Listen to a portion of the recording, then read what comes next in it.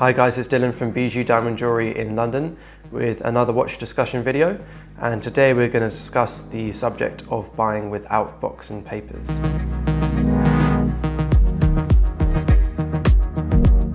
going to split the video up into two categories though, so I'm going to look at buying without a box but having papers, and I'm also going to look at buying without papers but having a box, and I'll tie into that buying without box and papers. So let's start with buying without a box. So I'm just going to assume that the watch comes with papers but no box.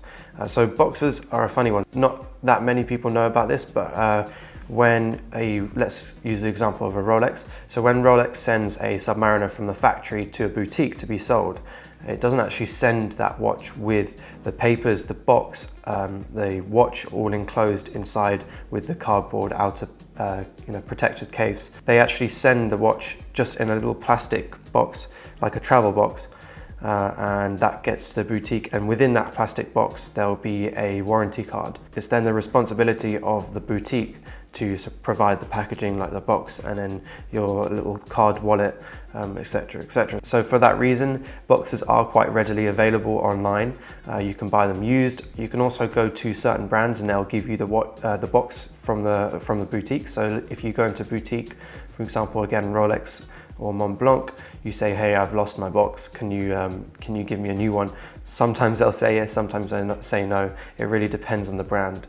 But some of them will give you a new box there and then they'll order in another box for you. So really buying without a box is not a major issue. It can be solved. The only thing that I'd say is if you're buying a watch with papers but no box, is just be careful that when you eventually look to buy another box or source another box from a brand, just make sure that the box you're getting matches that specific model, because for example something like Omega makes tons of different variations of boxes to match each model. So if you just got a random Omega box, it will be the wrong one for that model, and that will decrease the value of the watch when you then go and sell it, because it will have the incorrect box for that specific model. Someone like Rolex generally doesn't change the box too much between models, but they have changed them over the years. So let's say you've bought a watch that has papers but no box and it's from the 90s or the 80s, that will have the much older style little wooden box that Rolex used to do. So if you then went to buy that watch with papers but no box and then went to Rolex to ask for another box, you're going to have the brand new box. They're going to give you a new version, so it's going to be incorrect. So just ensure that you're always buying the correct box for that watch. Buying without a box but having papers will affect the watch price a little bit. People tend to prefer having a full complete set. It just raises suspicion why you wouldn't have a box but you would have papers. It just doesn't always, some people keep the box and the papers separately, the papers in the safe and the box just in a cupboard. So it is understandable, and there are plenty of people that lose their box and papers, so it's not always suspicious, but people just prefer to know that they've got the original box and the original papers and the original watch. So next is buying without papers but having a box, and I'm going to treat this basically as having no box and papers, purely because of what we've just discussed with the box, about how readily available boxes are. If you were to lose your box and papers, it's very easy for you to just go into a boutique or somewhere and ask for another box. So I always treat a watch that has a box but no papers as if it has no box and papers. Most likely, if you're buying a watch without papers but does include a box, well, the previous owner has lost both box and papers and has just sourced another box to try and make it look more sellable. But that's not always the case. As I mentioned before, some people keep their papers in the safe or separate to the box that just gets thrown in a cupboard. So yeah, it's perfectly possible to lose the papers and not the box, but most of the time it's usually people who have bought a second-hand box or a box online and then just place that with the watch just to try and make it more sellable. So the papers are much more important than a box. They really hold a lot of the value in that watch as well. The reason for that is, provided those papers are genuine and provided that your watch is genuine, they prove the authenticity of that watch. It tells you when the watch was released to the boutique and sold to the boutique. It also has the serial number, the model, the variation of the dial or the bracelet, etc, etc. So there's lots of information on papers, and warranty card. Different brands show you different information on each warranty certificate, but they prove the authenticity of that watch, and therefore that really does increase the value of each piece. It's much harder to fake a warranty card or authenticity certificate than it is the watch, because you then got to match the exact, or create a serial code within that watch case and then match that to the serial code that you make on your papers. And it's something that usually is overlooked in the fake market, having papers or faking papers.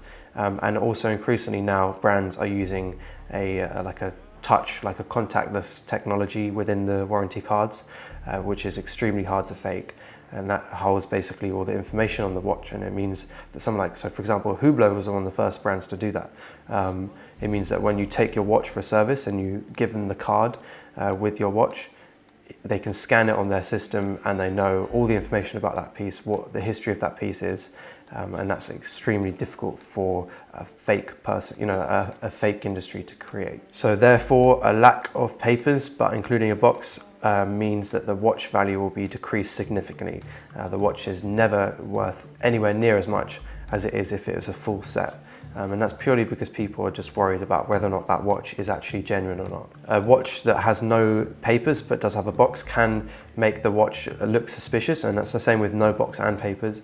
It can make it look stolen, because obviously all stolen watches, pretty much, unless they're stolen from the house, are always supplied or always sold without box and papers, because they're usually stolen from people's wrists or stolen from a hotel room, etc. So if you're buying a watch without box and papers or without papers, just be aware that there is a chance that that watch is stolen. There are some circumstances when having no box and papers or no papers can be okay.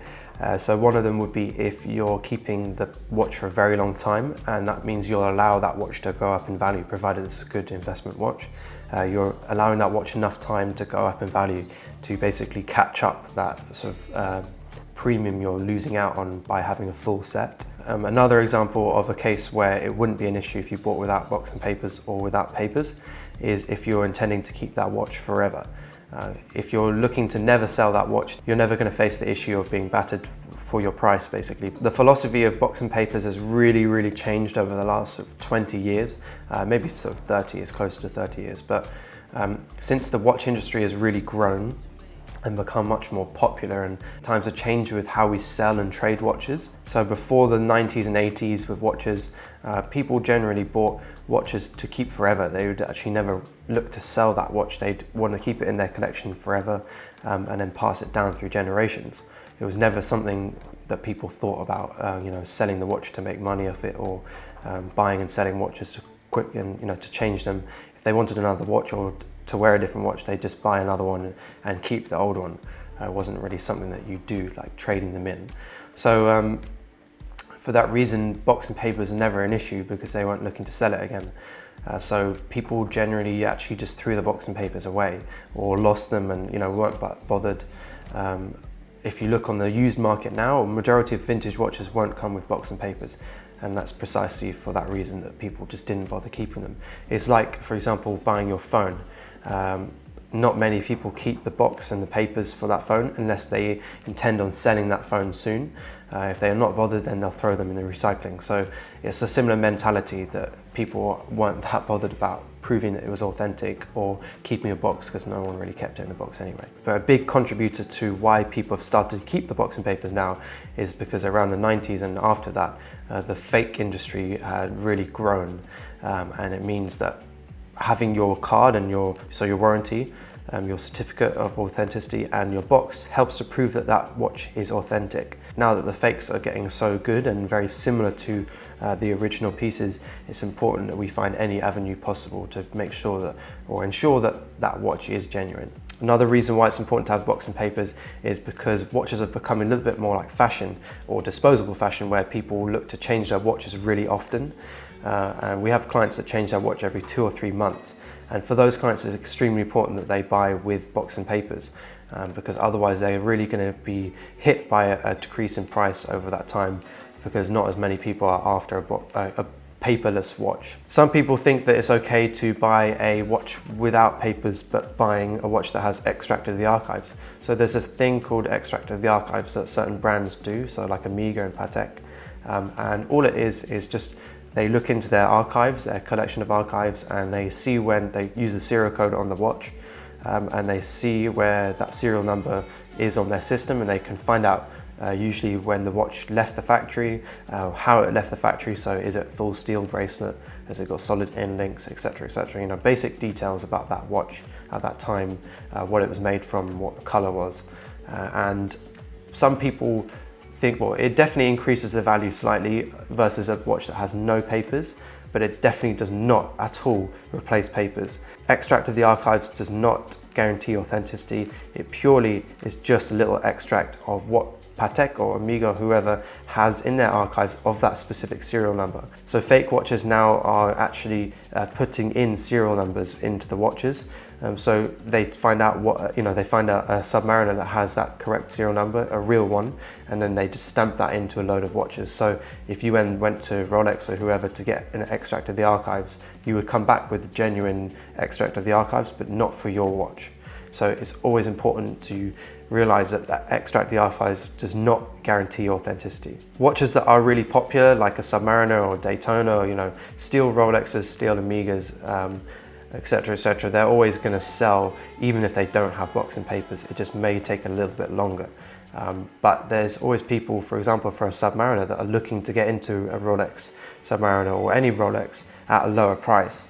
So people will often buy a watch without box and papers because they just want to get into a Rolex as a lower price as possible. So that concludes my discussion on box and papers. I think it's an important subject that we really need to just consider, because people often get tempted by watches without box and papers because of the much lower price, but you are buying an asset that is much higher risk, and you're not really sure, you can't guarantee it's authentic, and you will always be hit by the price when you look to sell that piece. At the end of the day, we're buying luxury products here, very high-end luxury products, and we shouldn't be cutting corners.